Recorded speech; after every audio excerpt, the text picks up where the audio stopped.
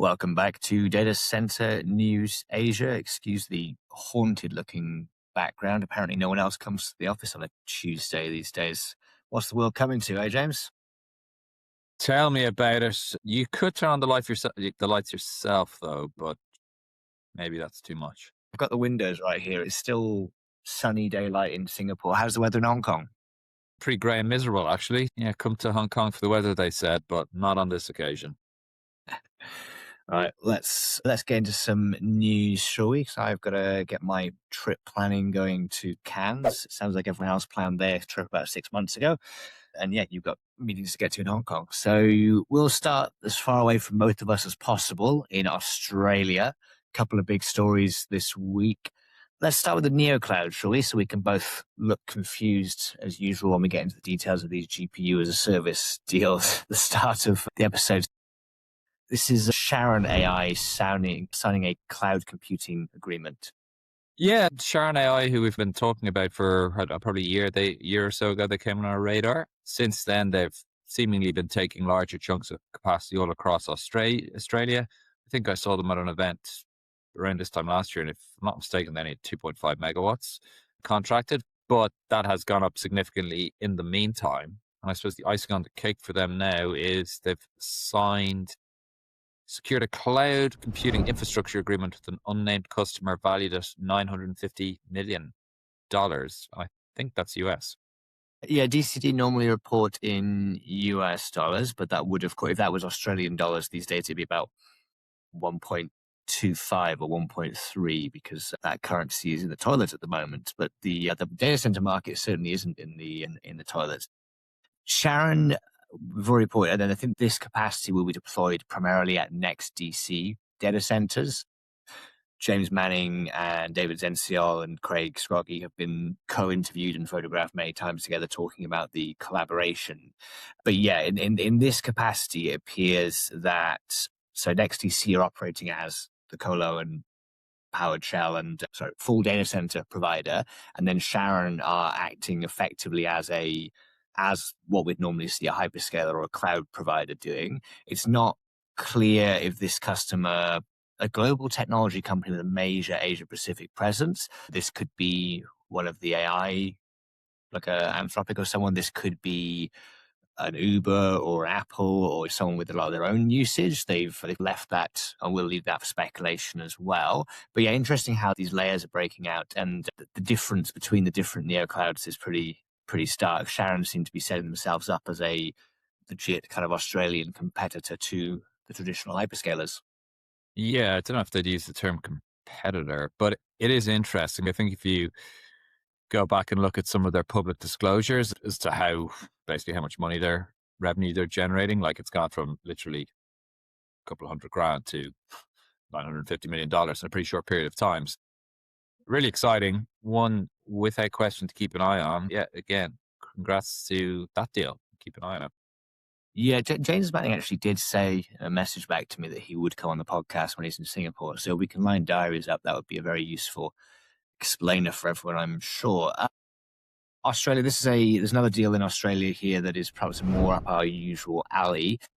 Alceon, which is an Australian investment firm, have invested in INSITE DC, which are the two guys, Nauman and Anik, the brothers that we have chatted to at PTC and Australian conferences. They were at Bali last year. Nice guys, been working very hard for a couple of years to get this platform up, and now they've got their investment publicly. And not actually brothers, just very similar second names. Yeah, but they've got big plans across Australia. I think in the press release, I think Alceon said they want them to become the next AirTrunk. So big plans. INSITE have got a couple of interesting sites, I believe. One, I think, flagship site in Melbourne, but I think they're also looking at additional sites around Melbourne and also Sydney themselves. Alceon have said they want to, this is somewhat unusual, they want to find powered land sites to support INSITE's data center build out, as well as sell land to third party operators for development as well. Interesting. Formus Property as well are involved. That's their affiliate advisory company as well. So, now, congratulations to the INSITE team. Like this has been a, as you mentioned, They've been at this for a couple of years, and obviously when an announcement like this gets made, it's a significant milestone. So yeah, like I said, congrats to the team, and yeah, look forward to seeing what they do with these sites. Yeah. No, it should be an exciting one. I think they're in a good first location as well. So we'll see how quickly they can get up and running. Australia story for the week. Oh, sorry, this is kind of the bridge between Australia and the rest of the Asian news. So you were in KL last week. I couldn't make it. I'd just come back from Europe. Plus, I was only invited to the evening drinks anyway, not the full wedding reception. But this is NextDC's big opening day in KL. It looked like quite a show they put on. There were robots and AI photo generators and everything. Yeah, no, it was cool. It was the launching of the facility, KL1 facility, scalable to 65 megawatts once fully built out. So yeah, got to look around the facility, got the first data hall, which is now live. And then, yeah, they had a kind of a gala dinner style thing in the evening, which had some really interesting guest speakers as well. NextDC's first site outside of Australia. And yeah, really nice looking facility.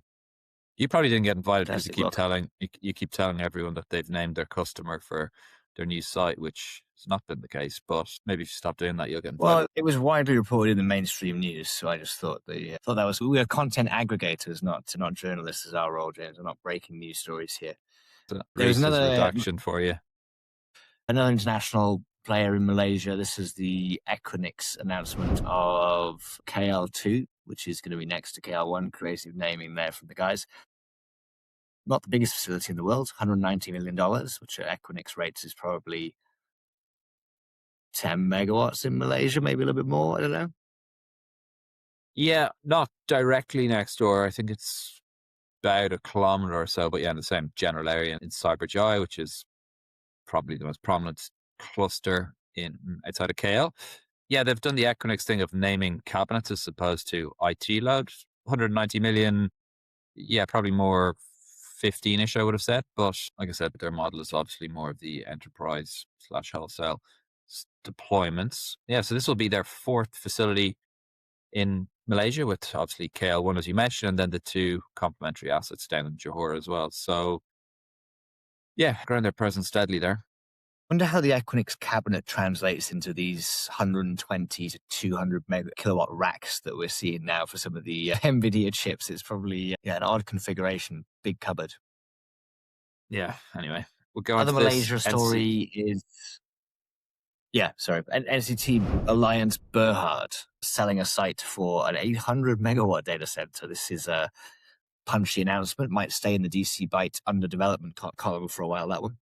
It's called early stage, Reese. Come on, get the definitions down. Yeah, interesting. 800 megawatts. So obviously potentially huge. Like, it's not clear if they're trying to operate a kind of industrial park and invite operators in, taking, I don't know, 50, 100 megawatt chunks, or what exactly the plan is. So they've signed a term sheet. So think of a letter of intent or memorandum or an MOU kind of thing. Then said the company, an agreement the developer, the developer would be a global data center operator. So is that someone taking all 800 megawatts? That's what that kind of reads like. But again, that would be pretty significant, probably the biggest development in APAC, or certainly one of them. So yeah, let's wait and see. This is in the wait and see column. Yes, a bit closer up in the wait and see column. Digital Halo have topped out their Johor data center. This picture looks familiar. We haven't reported on this one before, have we? Or we've reported on this site. This is JHB1 Digital Halo, which is the Arch Capital Now Group platform. Yeah, I was at this launch about a month ago. I'm not sure why it's been picked up now, but yeah, they have topped out JHB1. The first phase is 20, I think, scalable to 120 megawatts. This is interesting because it sounds like all 120 megawatts are already pre-leased. So good work by the Digital Halo team, and what's their first significant greenfield project. Yeah, that's what I hear. Fully sold out. So they'll be under pressure to get that finished and RFS date, but congratulations to them on that milestone. I saw one from India as well. This was interesting. We know the Sinar Mas story. Sorry, that's Sinar Mas story then. Yeah, sorry, LG Sinar Mas, they've also topped out their facility in Jakarta, which was I think it was the Friday the week before last they held a ceremony. So just while we're on the topic of topping off, SMX01, 6 megawatts, the first 6 megawatts, which will be coming live end of this year. That will go into plan, and then I think the facility is close to 30 once fully built out, if I'm not mistaken. I think it's 20 plus. Yeah, about 27, I believe. Yeah, congrats. Let's go into your Uber story. Oh, yeah. Adani Group have announced that they will be, this is part of the Uber CEO, Dara, I'm just going to call him Dara because I'm not going to pronounce the surname, traveling around Asia and then meeting with Gautam Adani, and they are planning to establish a data center in India with Adani Group, half the heels of their announcement with Google, of the groundbreaking for their Google Vesak mega campus. Where this is interesting is that Uber is not a typical colo customer up until, I think, 2023 or last year. Almost all of their capacity was in their own sort of self-built data centers. But yeah, so this would be a interesting deal, and I'm sure the first of its kind in APAC, and it shows that the market for, particularly as these high density use cases like ride hailing and potentially self-driving in the future come, there's going to be more and more customer landscape, not just the traditional hyperscalers to sell to. Yeah, this is a confusing article. I'm not sure if you're reading the same one, but it mentions here it's not clear if Uber and Adani will be building a new data center from scratch or if it's just going to be a colo deal, essentially. And then it says that they used to have their own DCs, which they're now closing, and they're now taking capacity by Google and OCI.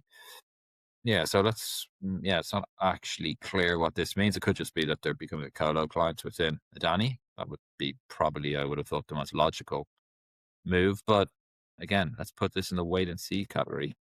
Yes, we can wait and see when we're back in Singapore next week. I will be off to Cannes. I have a couple of meeting slots left on Monday afternoon and Thursday. If anyone is around in Cannes next week, do hit me up. And otherwise, we will both see you in Bali. Sorry, Cannes 2 weeks. Bali at the start of June for DCD Connect, which we are a media partner. I think I saw DC by Are you speaking this time, James?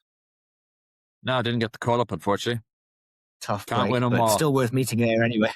Yeah, can't win them all. Anyway, thanks everyone for watching. Cheers.